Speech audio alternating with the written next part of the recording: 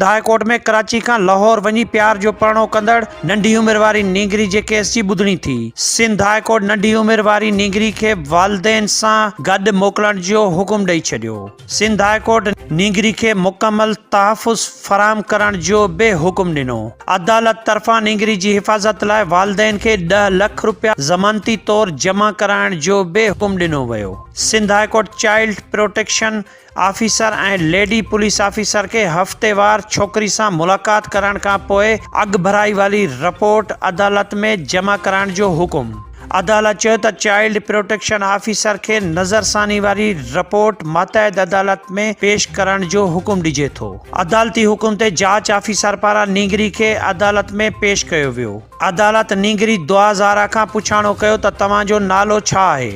नींगरी अदालत में बयान ॾींदे चयो त सर मुंहिंजो नालो दुआ ज़ारा आहे। ॿुधणी दौरान जस्टिस इक़बाल अहमद कलोड़े नींगरी खां सवाल कंदे पुछाणो कयो त छा तव्हां पढ़ंदा आहियो। नींगरी चयो त हा सर, कोरोना सबबि मुंहिंजी पढ़ाई रुकिजी वई हुई। उन वक़्तु मां 7वीं क्लास में पढ़ंदी हुयसि। अदालत नींगरी खां पुछाणो कयो त तव्हां कंहिंसां वञणु चाहियो था। नंढी उम्र वारी नींगरी अदालत में बयान ॾींदे चयो त पंहिंजी मर्ज़ी सां वालदेन सां गॾु वञणु चाहियां थी। नींगरी जे मुबैना मुड़ुस ज़हीर अहमद जे वकील अदालत खे इस्तदा कई त पहिरियां मुड़ुस सां मुलाक़ात जी इजाज़त ॾिनी वञे। जस्टिस इक़बाल अहमद कलोड़े चयो त जेकॾहिं का छोकिरी शादी खां पोइ पंहिंजे वालदेन सां वञणु चाहे थी त उनखे को रोके नथो सघे। जस्टिस इक़बाल अहमद कलोड़े चयो त जॾहिं छोकिरी पंहिंजी मर्ज़ी सां पंहिंजे वालदेन वटि वञणु चाहे थी त असां खेसि कीअं रोके सघूं था। अदालत में छोकिरी जे पीउ मेहदी काज़मी जे वकील चयो त छोकिरी जी सिक्योरिटी खे यकीनी बणायो वञे। वकील चयो त छोकिरी स्कूल वञे या केॾांहुं वञे त संदसि सिक्योरिटी फराहम कई वञे। अदालत वालदेन खां पुछाणो कयो त तव्हां गारंटी ॾींदा त छोकिरी तव्हां सां गॾु हली वई त महफ़ूज़ रहंदी। जस्टिस इक़बाल अहमद कलोड़े चयो त जेकॾहिं अंदरूनी सिंध में अहिड़ो वाक़ियो थिए थो त छोकिरी जी वापसी बि महफ़ूज़ नाहे।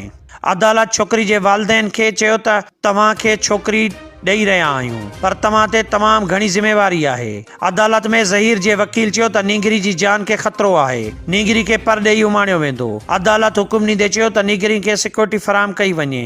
अदालत हुकुम ॾींदे नींगरी खे कंहिं बि सूरत में पर ॾे न वञण जो हुकुम ॾेई छॾियो। ॿुधणी खां पोइ दुआ ज़ारा जे पीउ मेहदी काज़मी मीडिया सां ॻाल्हियूं कंदे चयो त अल्लाह जो शुक्र आहे त अदालत संदसि धीउ हवाले कई है। आज हम इस पोजीशन पे आए हैं कि मेरी बेटी जो है कोर्ट ने हमें इंटरिम कस्टडी हमारे हवाले कर दी है और मैं बहुत शुक्रिया अदा करूंगा आप सब सहाफ़ी भाइयों का।